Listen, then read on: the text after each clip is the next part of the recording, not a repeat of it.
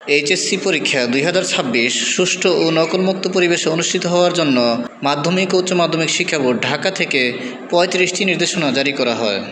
নিয়মিত সেশন 2024-25 পরীক্ষার্থীরা 2026 সালের জাতীয় শিক্ষাক্রম ও পাঠ্যপুস্তক বোর্ড কর্তৃক অনুমোদিত এইচএসসি পরীক্ষার পূর্ণাঙ্গ সিলেবাস অনুযায়ী প্রণীত প্রশ্নপত্রে পরীক্ষায় অংশগ্রহণ করবে। অনিয়মিত মান উন্নয়ন সেশন 2023-24 ও তৎপূর্বের পরীক্ষার্থীরা 2025 সালের জাতীয় শিক্ষাক্রম ও পাঠ্যপুস্তক বোর্ড কর্তৃক অনুমোদিত এইচএসসি পরীক্ষার সিলেবাস অনুযায়ী প্রণীত প্রশ্নপত্রে পরীক্ষায় অংশগ্রহণ করবে। পরীক্ষার সময়সূচি অনুযায়ী সকাল 10টা এবং দুপুর 2টায় পরীক্ষা শুরু হবে।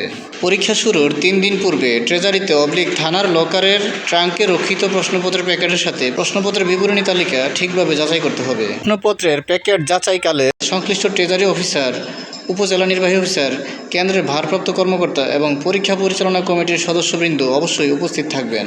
প্রশ্নপত্রের 2 সেট করে সৃজনশীল সিকিউ এবং বহুনির্বাচনী এমসিকিউ সেট পরীক্ষার তারিখ অনুসারে সেট ভিত্তিক আলাদা করে সিকিউরিটি খামে প্যাকেট করতে হবে। প্রশ্নপত্রের প্যাকেট যাচাইয়ের দিনে সংশ্লিষ্ট ব্যক্তিদের উপস্থিতিতে তারিখ ভিত্তিক প্রশ্নপত্রের প্যাকেট সাজিয়ে সিকিউরিটি খামের গাম লাগিয়ে এবং কার্টুন টেপে যথাযথভাবে মুড়িয়ে নিতে হবে এবং সিকিউরিটি খামের উপর পরীক্ষার তারিখ, বিষয় কোড ও সেট কোড অবশ্যই লিখতে হবে। এ বিষয়ে কোনো ত্রুটি পরিলক্ষিত হলে তা কেন্দ্রের ভারপ্রাপ্ত কর্মকর্তাদের দায়িত্বে অবহেলা বলে গণ্য হবে। ট্রেজারি হতে পরীক্ষার দিনগুলোতে ট্রেজারি অফিসারের নিকট হতে ওই দিনের প্রশ্নপত্রের সিকিউরিটি খাম, সৃজনশীল সিকিউ 2 সেট এবং বহুনির্বাচনী এমসিকিউ 1 সেট গ্রহণ করতে হবে। অত্যন্ত সতর্কতার সাথে থানা ট্রেজারি হতে ট্যাগ অফিসার এবং পুলিশ প্রহরা সহ প্রশ্নপত্রের প্যাকেট, সিকিউরিটি খাম কেন্দ্রে আনতে হবে। মোবাইল ফোনে সেট কোডের SMS পাওয়ার পর দায়িত্বপ্রাপ্ত ট্যাগ অফিসার পুলিশ অফিসারকে প্রদর্শনের পর সেট কোড নিশ্চিত হয়ে ফয়েল প্যাকেটে অমোচনীয় কলম দিয়ে স্বাক্ষর করার পর প্রশ্নপত্রের প্যাকেট খুলতে হবে এবং অন্য সেটের প্রশ্নপত্রের প্যাকেট টেবিল থেকে সরিয়ে ট্রাঙ্কজাত করতে হবে। অব্যবহৃত সেটের প্রশ্নপত্রের খাম অক্ষত অবস্থায় বোর্ডে জমা দিতে হবে।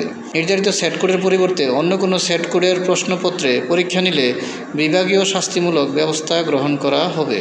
কেন্দ্রের ভারপ্রাপ্ত কর্মকর্তা ব্যতীত অন্য কেউ মোবাইল ফোন ইলেকট্রনিক ডিভাইস নিয়ে কেন্দ্রে প্রবেশ করতে পারবেন না।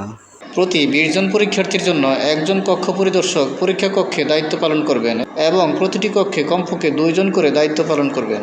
5 ফুট 6 ফুট লম্বা প্রতি বেঞ্চে 2 জন এবং 4 ফুট লম্বা বেঞ্চে 1 জনের আসন ব্যবস্থা করতে হবে। কোনো অবস্থাতেই এর ব্যতিক্রম করা যাবে না। সকাল 8টা 30 থেকে পরীক্ষার্থীরা কেন্দ্র অভ্যন্তরে প্রবেশ করবে এবং পরীক্ষা শুরুর 30 মিনিট পূর্বে পরীক্ষার্থীকে পরীক্ষা কক্ষে অবশ্যই প্রবেশ করানোর ব্যবস্থা গ্রহণ করতে হবে। এ সময়ের পর কোনো পরীক্ষার্থী আসলে কেন্দ্রের ভারপ্রাপ্ত কর্মকর্তা বিশেষ বিবেচনায় রেজিস্টার খাতায় রোল নং ও অন্যান্য তথ্য লিপিবদ্ধ করে কেন্দ্রে প্রবেশের অনুমতি দিতে পারেন। পরীক্ষা শেষে বোর্ডে রেজিস্টার খাতাটি জমা দিতে হবে। পরীক্ষা শুরুর পূর্বে পরীক্ষা কেন্দ্রের বাইরে পরীক্ষার্থী, অভিভাবক বা অন্য কেউ যাতে জটলা সৃষ্টি করতে না পারে সে ব্যাপারে কার্যকর ব্যবস্থা গ্রহণ করতে হবে। প্রয়োজনে হ্যান্ড মাইক ব্যবহার করতে হবে। বোর্ড থেকে সরবরাহকৃত নকল প্রতিরোধমূলক পোস্টার পরীক্ষা কেন্দ্রের প্রবেশপথের দৃশ্যমান স্থানে লাগাতে হবে। ভারপ্রাপ্ত কর্মকর্তাগণ তার কেন্দ্রের আওতাভুক্ত সংশ্লিষ্ট প্রতিষ্ঠানের প্রবেশপত্র ঢাকা শিক্ষা বোর্ড থেকে গ্রহণ করবেন এবং পরীক্ষা শুরুর অন্তত 10 দিন পূর্বে প্রবেশপত্র প্রতিটি প্রতিষ্ঠানের নিকট হস্তান্তর নিশ্চিত করবেন। পরীক্ষার প্রয়োজনীয় দ্রব্য সামগ্রী ঢাকা শিক্ষা বোর্ড কর্তৃক নির্ধারিত তারিখে অবশ্যই গ্রহণ করতে হবে। ত্রুটিপূর্ণ উত্তরপত্র পরীক্ষার্থীদের নিকট সরবরাহ করা যাবে না। শিক্ষা বোর্ড কর্তৃক অনুমোদিত ক্যালকুলেটর ব্যতীত অন্য কোনো ক্যালকুলেটর ব্যবহার করা যাবে না। পরীক্ষার দিন প্রশ্নপত্র গ্রহণ, পরিবহন ও কেন্দ্রের ভারপ্রাপ্ত কর্মকর্তার কক্ষে প্যাকেট খোলা সহ সকল কাজের সাথে ট্যাগ অফিসারের সংশ্লিষ্টতা থাকতে হবে। ট্যাগ অফিসারের যাতায়াত ও সম্মানে কেন্দ্রের ভারপ্রাপ্ত কর্মকর্তা কেন্দ্র ফি থেকে ব্যবস্থা করবেন। পরীক্ষার্থীর হাজিরা শিটে উপস্থিতির স্বাক্ষর নিতে হবে। কোনো পরীক্ষার্থী অনুপস্থিত থাকলে নির্দিষ্ট তারিখ ও বিষয় লাল কালি দ্বারা অনুপস্থিত লিখে দিতে হবে। নির্দিষ্ট তারিখে পরীক্ষার সময়সূচি মোতাবেক পরীক্ষা নিতে হবে। উত্তরপত্রের প্যাকেট বোর্ডের পরীক্ষা শাখার স্ক্রিপ্ট রুমে বস্তায় সিলগালাকৃত অবস্থায় পৌঁছাতে হবে। পরীক্ষার প্রশ্নপত্র ও উত্তরপত্র পরিবহন কাজে পুলিশের সংশ্লিষ্টতা থাকতে হবে।